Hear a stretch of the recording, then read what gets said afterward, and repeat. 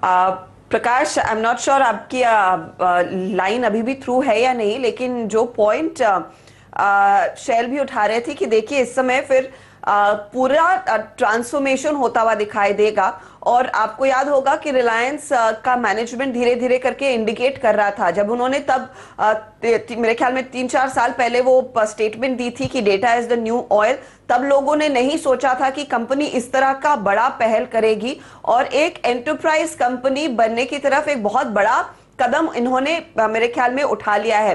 Microsoft के साथ इस डील की अनाउंसमेंट पिछले साल आई, उसके बाद सिल्वर लेक का निवेश होना, फेसबुक के साथ बातचीत होना, विस्टा इक्विटी का टेक्नोलॉजिकल सपोर्ट मिलना, उस पर्सपेक्टिव से अगर आप देखिए, अगर इस समय आपको रिलायंस के टेक्नोलॉजी बिजनेस को वैल्यू करना होगा, उसकी वैल्यूएशन कहां पर आएगी? जो एंटरप्राइज वैल्यू हमने देखी है पिछले 3 हफ्तों में जो लगातार डील्स हुई हैं रिलायंस की, 5 लाख करोड़ से ज्यादा की आ रही है। ये ट्रांसलेट क्या करता है फॉरवर्ड अर्निंग्स में, और स्टॉक का प्राइस यहां से आगे कितना फिर बढ़ सकता है? अगर उसकी कुछ एनालिसिस आपने की हो तो सामने रखिएगा।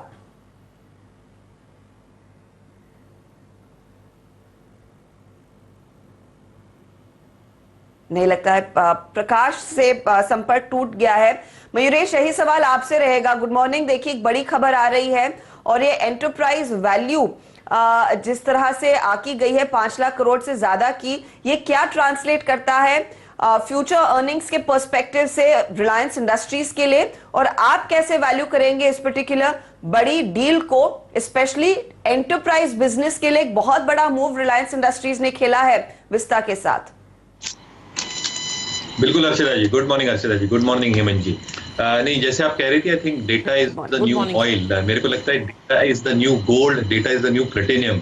आप जो भी इसे कहना चाहते हैं, प्रेशियस स्टोन्स, आई थिंक इसको मापना और मूलना चाहिए। दूसरा, I think with the enterprise value itself eight 5.16 lakh crore, I think 2 interesting perspective यहाँ पे उभर के आते हैं। जो आई थिंक जियो इन्फोकॉम, या जो हम जियो की बात कर रहे हैं, which houses a lot of platforms within इन इटसेल्फ, अगर वहां पे नेट डेट की मैं बात करो, अगर 1.4 to 1.5 लाख करोड़ के बीच में तो थी, ये सारे आई थिंक जो डील्स हो रही हैं जो वेरी वेरी पॉजिटिव है गोइंग फॉरवर्ड कैश फ्लो के दृष्टिकोण से। क्यों, ये मैं आपको समझाता हूँ। क्योंकि आई थिंक जितनी डेट कम होगी, net date post the Vista deal should be anywhere between 14 to 15 odd thousand crore Jio Infocom के बैलेंस शीट के ऊपर। अभी इसका यही मतलब होता है कि जो इंटरेस्ट आउटगो जियो देती थी या कंसोलिडेटेड बेसिस पे रिलायंस देती थी, that can reduce significantly anywhere between 8 to 10,000 odd crores, और ये रिटर्न रेशियोज को आई थिंक बहुत अच्छी तरह से पंप अप करता है। दूसरा, अगर आप देखें कि जो हम आरपूस की बात कर रहे हैं, जो आप एंटरप्राइज बिजनेस की बात कर रही थी, वहां पे आई थिंक जबरदस्त ग्रोथ तो आनी ही है। लेकिन आई थिंक जो वायरलेस बिजनेस की हम बात कर रहे हैं, जो आज की परिस्थिति है, वोडाफोन आइडिया, भारती और जियो, आई थिंक अगर आइडिया को सर्वाइव होना है तो सिग्निफिकेंट आरपू इंक्रीजेस करनी पड़ेंगी, जो भारतीय और जियो भी आई थिंक ट्रांसलेट करेंगे थ्रू आरपू इंक्रीजेस।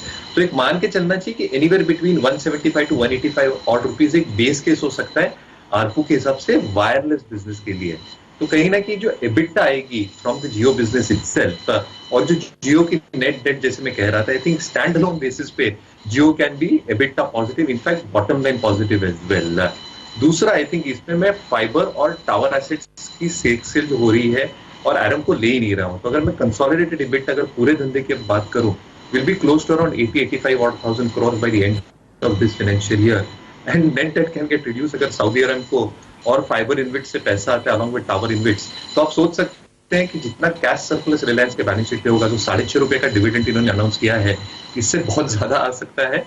और ROEs, because each business will become cash flow independent, और उसकी वजह से आई थिंक जो आरओसीज और आरओईज में इंप्रूवमेंट आएंगी वो ट्रेमेंडस होंगी। तो very very positive I think for not just Jio but for Reliance. सही बात है। तो देखिए ओके, तो देखिए एक अपॉर्चुनिटी इन सभी इंफ्रा कंपनियों में है। एक बार मयूरेश से भी हमें पूछ लेते हैं कि वो क्या प्रेफर करेंगे, क्योंकि देखिए इंफ्रास्ट्रक्चर में लगने वाली कंपनियां एलएनटी, एनबीसीसी एक तरफ है, दूसरी तरफ टोल ऑपरेटर्स है जिनके हाथ में पैसा लगता हुआ नजर आएगा, और रोड इंफ्रा प्राथमिकता रहने वाली है सरकार की। मयूरेश, आप क्या पिक करेंगे इन 3 ऑप्शंस में से इस समय?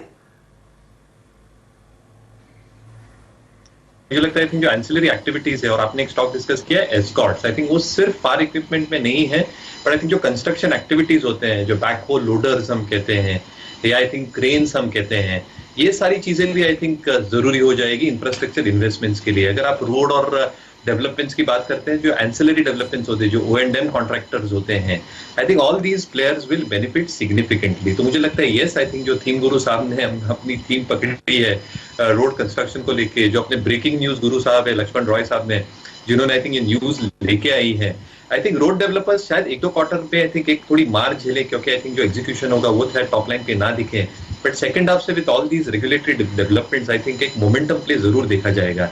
तो IRB इंफ्रा फॉर एग्जांपल हो गया, कहीं ना कहीं I think HG infra, PNC infra and Escorts on the other side, ये डिस्कस स्टॉक था आपका सुबह, बट आई थिंक जो कंस्ट्रक्शन इक्विपमेंट की अंडर यूटिलाइजेशन है ये अगर करते हैं, और रेलवेज में जो इनकी ऑर्डर बुक है along with the farm equipment order, मुझे लगता है बहुत अच्छी तरह से प्लेस्ड है मोमेंटम ट्रेडिंग के हिसाब से।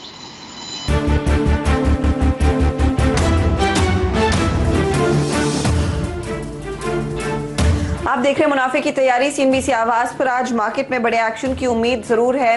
9300 के आसपास फिर निफ्टी खुलने के आसार दिखा रहा है SGX निफ्टी की ओर से, तो यही इशारा है। रिलायंस फोरफ्रंट में रहेगा, लेकिन साथ ही कुछ और स्टॉक्स आज नंबर्स के चलते रिएक्ट करेंगे, और उसमें जिलेट की हम बात कर रहे थे पहले, लेकिन RBL बैंक भी रेडार पर रहेगा, जहां पर इस तिमाही नतीजे में हमने एक चीज देखी है कि इनकी 1/3 बुक जो है बाय वैल्यू मॉरेटोरियम के अंदर है। मैनेजमेंट ने कल खुलासा किया था। ऑफ कोर्स मार्जिन्स के लिहाज से ऑल टाइम हाई पर मार्जिन्स पोस्ट हुए हैं, लेकिन स्लिपेजेस क्वार्टर ऑन क्वार्टर 32% घटे भी हैं। तो RBL जो कल जाते जाते लोगों ने थोड़ी सी मुनाफा वसूली की, आज क्या अप्रोच होनी चाहिए? मयूरेश, फटाफट आपकी एनालिसिस क्या कह रही है? नंबर्स के बाद क्या किया जाए आज? थोड़ा सेंटिमेंटल पॉजिटिव अपटिक शायद दिख सकता है, क्योंकि स्लिपेजेस का आंकड़ा कम हुआ है, NII का आंकड़ा बढ़ा है, और निम्स आई थिंक जैसे सारे बैंकों ने पोस्ट किया, I think NIMS have remained extremely stable. तो जैसे मैनेजमेंट ने दर्शाया था कि 1/3 book is in the moratorium period, I think कहीं ना कहीं थोड़ा स्ट्रेस शायद देखने मिले post the moratorium is over, but कहीं ना कहीं I think based on these number जो आई थिंक रिफ्लेक्ट हुए हैं at least for the going quarter, शायद एक पॉजिटिव अपटिक हो, लेकिन दिस इज ओनली सेंटिमेंटल। तो फंडामेंटली मुझे लगता है अभी भी वक्त है RBL बैंक जैसे स्टॉक के।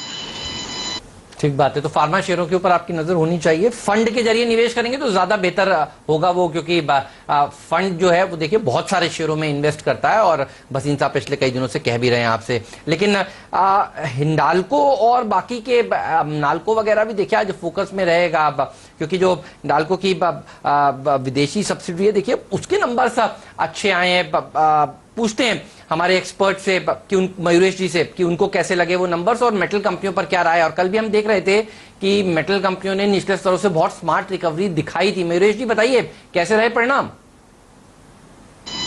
नहीं, बेहतर थे अनुमान के हिसाब से हेमंत जी। और जहां तक आई थिंक सवाल रहा है in terms of the metal index itself, ferrous non ferrous की अगर हम बात करें तो आई थिंक एक सेंटिमेंटल पुश थ्रू हमें दिख रहा है, बट आई थिंक दो की चीजें जो देखी जा रही है। आई थिंक जो चाइनीज स्टील एक्सपोर्टर्स है स्पेसिफिकली, 2-3 रिपोर्ट्स में पढ़ रहा था, कहीं ना कहीं I think overseas buyers are not taking up their orders, इसलिए उनके जो एक्सपोर्ट क्रेडिट इंश्योरेंस क्लेम्स हैं जो आई थिंक ऑर्डर्स नहीं लिए जाते, उसमें बहुत ज्यादा एक बढ़ोतरी हुई है। दूसरा, आर्सेलर और मित्तल के आप नंबर्स देखिए, 1.1 बिलियन का आई थिंक नुकसान इन्होंने झेला है पहले तिमाही में, जो आई थिंक पे होते, तो Q2 will be a little bit worser as well. जो FOB कॉन्ट्रैक्ट्स उठ रहे हैं स्टील के लिए, I think were around $390 to $400 पर टन FOB। तो कहीं ना कहीं आई थिंक थोड़े टफ टाइम्स है, क्योंकि डिमांड सप्लाई डायनामिक शायद मेटल कंपनीज के फेवर में नहीं है। हिंडाल्को जैसे स्टॉक्स आई थिंक थोड़े इंटीग्रेटेड है, डिवर्सिफाइड प्ले है, इसलिए थोड़े इंसुलेटेड रह सकते हैं, बट जनरली आई थिंक एक सेंटिमेंटल प्ले हो सकता है। तो सेंटिमेंटली जरूर आई थिंक ये स्टॉक्स चल सकते हैं, बट फंडामेंटली आई थिंक थोड़ी दिक्कतें और झेलनी पड़ेगी 1-2 तिमाही तक। जी चलिए, हमारे सामने ये राय आ रही है ऑप्शंस ट्रेड्स की निफ्टी के लिए। आपको सतपति साहब दे रहे हैं। बाजार में जरा ध्यान देते हैं किस तरफ आपको एक्शन आता हुआ दिख रहा है। यहाँ पर आपको जो मूवमेंट दिख रहा है फिलहाल स्टॉक्स में, बर्जर पेंट की तरफ ध्यान दीजिए। स्टॉक अपने 200 DMA के आसपास ट्रेड कर रहा है 5 दिन की गिरावट के बाद। क्या यह मौका है यहाँ पर एक आप लॉन्ग पोजीशन बनाएं FNO में या डिलीवरी ट्रेड के लिए? ये आपको बताएंगे मयूरेश जोशी साहब। मयूरेश जी, हम लोगों ने सेलिंग प्रेशर आता हुआ देखा है एशियन पेंट्स पर, बर्जर पेंट्स पर, कंसाई नेरोलैक पर। अब 200 DMA के आसपास ये एक हल्की सी सांस ले रहा है ऊपर की तरफ, और आप ये मान के चलिए कि 15 मिनट में आप 5 लाख लाख शेयर ट्रेड होते हुए देख रहे हैं, जो कि लगभग 1/3 वॉल्यूम है एवरेज डेली वॉल्यूम की। क्या राय बर्जर पेंट्स पर? राय चलिए आई थिंक पॉजिटिव ही रहेगी, क्योंकि आई थिंक जो रीपेंटिंग डिमांड है, हालांकि एक लैग इफेक्ट के साथ आएगा। जो आपने लॉकडाउन देखे हैं, जो रूरल और सेमी अर्बन एरियाज में हमको एक शायद पेन दिखे in terms of repainting demand coming back, क्योंकि मानसून सीजन भी स्टार्ट होगा। तो सेकंड हाफ में जो रिकवरी आएगी ये सारी पेंट कंपनी की काफी जोरदार आएगी। दूसरा I think second largest player है डेकोरेटिव सेगमेंट में, followed by Asian Paint. But कहीं ना कहीं आई थिंक जो डीलर नेटवर्क है जैसे ग्रो कर रहे हैं, और दूसरा आई थिंक जो जीडीपी के तुलना में आई थिंक ग्रोथ होती है वॉल्यूम्स के हिसाब से, plus input cost going down, क्योंकि क्रूड डेरिवेटिव्स के भाव बहुत बढ़ी है, आई थिंक मार्जिन्स को सपोर्ट करेगी। तो बैलेंस शीट तो वैसे ही हेल्थी है, बेटर आ गई 20% के ऊपर। तो लंबा व्यू पॉजिटिव रहेगा। अगर ये 200 आई थिंक आज वॉल्यूम और मार्केट के साथ होता है तो मोमेंटम शायद बर्जर पेंट के साथ बना है। ठीक बात है। तो देखिए इनके ऊपर नजर आएगी, लेकिन फार्मा ऊपर जाना थोड़ा सा ये मूड खराब करने वाली बात इसलिए है क्योंकि हाई बीटा को चलना चाहिए। मुझे अच्छी बात ये नजर आ रही है कि कम से कम बैंक निफ्टी अभी चल रहा है, लेकिन ये 9350 ये बहुत ही इंपॉर्टेंट रेजिस्टेंस है। इसको पार करने के लिए मेरे ख्याल में कोई बड़ा बहुत बड़ा पॉजिटिव खबर रही। मयूरेश जी कुछ कराइए बाजार में। ये 9350 के आसपास खुल तो जाते हैं, चले भी जाते हैं इंट्राडे में, लेकिन इसको लांग नहीं पा रहे हैं। बताइए क्या चाहिए बाजार को? थोड़ा आई थिंक एक कंसोलिडेशन फेज से जरूर गुजर रहा है बाजार, लेकिन मुझे लगता है आई थिंक जैसे सारे स्टेप्स और अटकलें ली जा रही है, आई थिंक बाजार एक स्ट्रॉन्ग मोमेंटम में रहेगा। मुझे लगता है आई थिंक एक 500-600 पॉइंट की मूव निफ्टी पे आई थिंक रूल आउट नहीं की जा सकती अगले कुछ हफ्ते या महीनों में। और जहां तक आई थिंक स्टॉक्स का सवाल रहा है, तो yes I would totally agree. I think momentum के हिसाब से I think metal, infrastructure, rural, आपकी जो तीन गुरु साहब play out very very well. Earnings के हिसाब से और थोड़े स्ट्रक्चरल पे के हिसाब से मुझे लगता है फार्मा और स्पेशलिटी केमिकल कंपनियां ये बहुत बढ़िया दे सकती है।